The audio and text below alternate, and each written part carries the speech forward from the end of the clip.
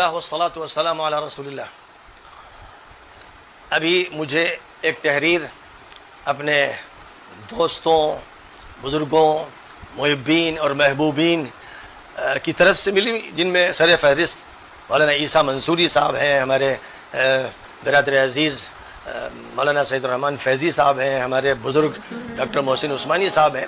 مختلف حضرات کی طرف سے ایک تحریر ملی کہ بھائی جو موضوع چھڑا ہوا ہے اس کو بند کر دینا چاہیے، تو میں ان کا بہت ہی قدرداں ہوں، شکر گزار ہوں۔ وہ بہت ہی فکر مند ہیں، درد مند ہیں، جو کچھ ہوا اس سال ڈیڑھ سال میں اس سے پریشان ہیں، اور ظاہر ہے کہ ان سے زیادہ میں پریشان ہوں کہ میں نے جو باتیں بھی کہی تھیں، بہرحال صرف حدیثوں کی بنیاد پر کہی تھیں، لیکن میں نے انہیں بند کر دیا۔ میں نے یہ اعلان کر دیا کیونکہ ہمارے جو مخلص ہیں اور ہمارے عزیز ہیں اور ہمیں محبوب ہیں، ان حضرات کی طرف سے مخلصانہ بات جو فرمائی گئی ہے، میں اس سے پورا اتفاق کرتا ہوں۔ میں چاہتا ہوں کہ امت میں فتنے نہ ہوں، اسی لیے میں نے ایک تاریخی اعلان کیا جس میں میں نے یہ بات بیان کی کہ حضرت حسن رضی اللہ تعالیٰ عنہ کے طریقے کو اختیار کرتے ہوئے میں نے خاموشی کا فیصلہ کیا، اور یہ فیصلہ کیا کہ بھئی جیسے یوم الجماعت قائم ہوا تھا جب حضرت حسن نے تنازل اختیار کر لیا تھا، ویسے ہی میں چاہتا ہوں کہ یوم الجماعت قائم ہو میرے درمیان اور میرے تمام بڑوں اور چھوٹوں کے درمیان، وہ افراد کہ جنہوں نے اس مسئلے کو بہت ہی شدت کے ساتھ لیا۔ حالانکہ مسئلہ صرف اتنا تھا کہ ہم لوگ اور کچھ اہل علم بیٹھتے اور حدیثوں کا مطالعہ کرتے، اور جہاں غلطی ہوتی مجھ سے میری اصلاح ہوتی، اور جہاں ان سے غلطی ہوتی ان کی اصلاح ہوتی، لیکن بہرحال یہ نہیں ہو سکا اور بات کو بہت بگاڑ دیا گیا، اور ظاہر ہے کہ حالات بہت خراب ہیں۔ ان حالات میں خدا نخواستہ اگر ہم آپس میں جھگڑتے رہے تو جو فرقوں کے جھگڑے ہیں وہ تو ہیں ہی، مزید ایک فرقے ایک حلقے کے درمیان کے یہ جھگڑے صرف ہمارے دشمن کے لیے مفید ہوں گے اور ہمیں نقصان پہنچائیں گے۔ اللہ کے ہاں جو معاملہ ہوگا وہ تو اللہ ہی جانتا ہے، اور ہر شخص اپنے کو حق پہ سمجھتا ہے تو وہ اطمینان کرتا ہے، لیکن میں نے اس کا اعلان کر دیا آج سے تقریباً 6-7 دن پہلے کہ میں اب اس موضوع کو بند کر رہا ہوں۔ میری درخواست ہے اپنے بزرگوں سے اور بھائیوں سے کہ براہ کرم سب کو بھی نصیحت کریں کہ جب یہ کسی موضوع کو بند کر دیا جائے، جو عمل حضرت حسن نے کیا، جب میں ان کے حوالے کے ساتھ عمل کر رہا ہوں تو پھر پچھلی باتوں کو لانا، کھودنا اور سخت ماحول بنانا، گالیاں بکنا، ان کو نصیحت فرما دیں کہ بھائی اس سلسلے کو بند کرو۔ اس ملک کو نہ تو اس شدت کی طرف لے جاؤ جس نے پاکستان کو جھلسا دیا ہے، اور نہ ادھر لے جاؤ کہ سیریا اور عراق اور یمن اور لیبیا کے مقتل نظر آئیں۔ انہی سب چیزوں سے بچنے کے لیے ہمیں اجتماعیت کی ضرورت ہے۔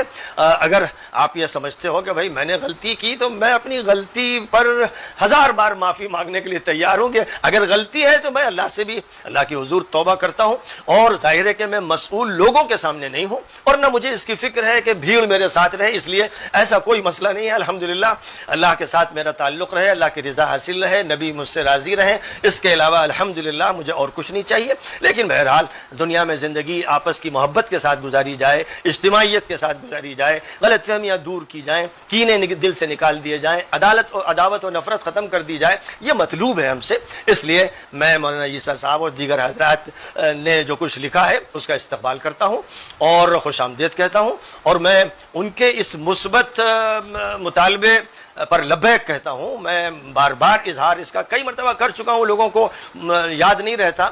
پہلے دن سے جب میں نے ایک بیان دیا تھا، اسی وقت سے میں نے تحریری طور پر تقریری طور پر یہ بات طلب کی تھی کہ اس موضوع کو بند کر دیا جائے، ڈھک دیا جائے، نہ چھیڑا جائے، کیونکہ جب بھی کریدا جائے گا تو بس پھر تو فتنے پیدا ہوتے ہیں اور لڑائیاں ہوتی ہیں، جذبات گرم ہو جاتے ہیں۔ اس لیے بہرحال یہ میری پہلے دن سے درخواست رہی، اور پھر میں شاید 7-8 مرتبہ اس درخواست کو دہراتا رہا۔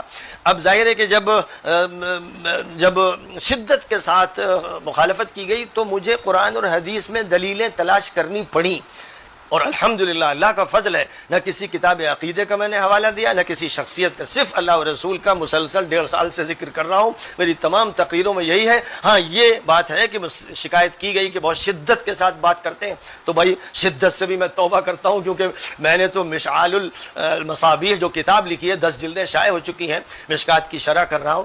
ہر جگہ اسلام میں جو یسر کا پہلو ہے، جو سماحت کا پہلو ہے، اس کو پیش کرتا ہوں، مسائل میں بھی اسی پر سارا زور دیتا ہوں۔ اسی طرح ان سب مسائل میں بھی شدت نہیں ہونی چاہیے. وجادلہم باللتی ہی احسن پر عمل ہو. اگر بحث کرنا ہے تو شریفانہ انداز سے، خوشگوار انداز سے، محبتوں کے ساتھ ہو. اس معاملے میں مجھ سے جہاں زیادتی ہوئی میں اس سے رجوع کرتا ہوں، اور جس کو بھی تکلیف پہنچی ہو میں نے تحریری طور پر بھی کہا، زبانی بھی کہتا ہوں، اس میں معافی مانگتا ہوں، اور یہ چاہتا ہوں کہ اللہ مجھے معاف کرے اور نبی پاک علیہ السلام مجھ سے خوش ہو جائیں، اور جو اہل ایمان ہیں ان کے درمیان اچھے تعلقات ہوں. یہ بات میں نے آج ایک تحریر میں بھی کہی ہے، اور اس موقع پر جب خط مجھے ابھی ملا تو میں نے فوراً 2 سطروں میں تو اس کا جواب تحریری طور پر دے دیا. امید ہے کہ وہ بھی پہنچ جائے گا. اور تقریری طور پر میں زبانی یہ بات کہہ رہا ہوں، اس وجہ سے کہہ رہا ہوں کہ یہ کوئی نہ سمجھے کہ بھائی میں لوگوں کی رضا چاہتا ہوں یا کوئی مفاد چاہتا ہوں. الحمدللہ ثم الحمدللہ، ہرگز نہیں. مجھے نہ لوگوں کی بھیڑ چاہیے اور نہ لوگوں کی جمعیت چاہیے. میں اکیلا رہوں اس پر میں راضی ہوں، لیکن یہ چاہتا ہوں کہ مسلمان سوسائٹی میں اخوت ہو. انما المؤمنون اخوۃ فاصلحوا بین اخویکم واتقوا اللہ لعلکم ترحمون. یا ایھا الذین آمنوا لا يسخر قوم من قوم عسى ان يكونوا خيرا منهم ولا نساء من نساء عسى ان يكن خيرا منهن ولا تلمزوا انفسكم ولا تنابزوا بالالقاب بئس الاسم الفسوق بعد الايمان ومن لم يتب فاولئك هم الظالمون. یا ایھا الذین آمنوا اجتنبوا كثيرا من الظن ان بعض الظن اثم ولا تجسسوا ولا يغتب بعضكم بعضا ايحب احدكم ان ياكل لحم اخيه ميتا فكرهتموه واتقوا الله لعلكم ترحمون. لہذا میری طرف سے کسی کی غیبت ہو گئی ہو، میں نے غلط لفظ کسی کے لیے استعمال کر لیا ہو، میری زبان کے اندر درستی و سختی پیدا ہو گئی ہو، 10 بار میں اس پر معافی مانگتا ہوں تاکہ دل صاف رہیں اور ہمارے اندر اہل ایمان کی محبتیں ہوں. جو مطلوب ہے قرآن کے ذریعے، حدیث نبوی کے ذریعے جو اہل ایمان کے تعلقات مطلوب ہوں، وہ تعلقات ہمارے اندر پیدا ہوں. میں چاہتا ہوں کہ وہ عبارت جو مجھے بھیجی گئی ہے اس کو بھی سب لوگ پڑھ لیں، میرا یہ جواب بھی سب سن لیں، اور مختصر سے جو جواب میں نے اس میں دیا اسے سن لیں. اور ایک بیان آج میں نے وجادلہم باللتی ہی احسن کی آیت کریمہ کا ذکر کرنے کے بعد نیچے یہ لکھا ہے ایک محبت آمیز درخواست، اس کو پڑھ لیں اور فضا کو ٹھنڈا بنائیں، بہتر بنائیں. اب فضا کو بگاڑنے کی کوئی کوشش نہ کرے. امید کرتا ہوں کہ میں بھی اپنے وعدے کو پورا کروں گا اور لوگ بھی انشاءاللہ اپنے وعدے کو پورا کریں گے. فضا انشاءاللہ صاف ہو جائے گی، دل پاک ہو جائیں گے اور تعمیری کاموں میں ہم اور آپ سب لگ جائیں گے. اللہ تعالیٰ ہمیں اس کی توفیق عطا فرمائے. وآخر دعوانا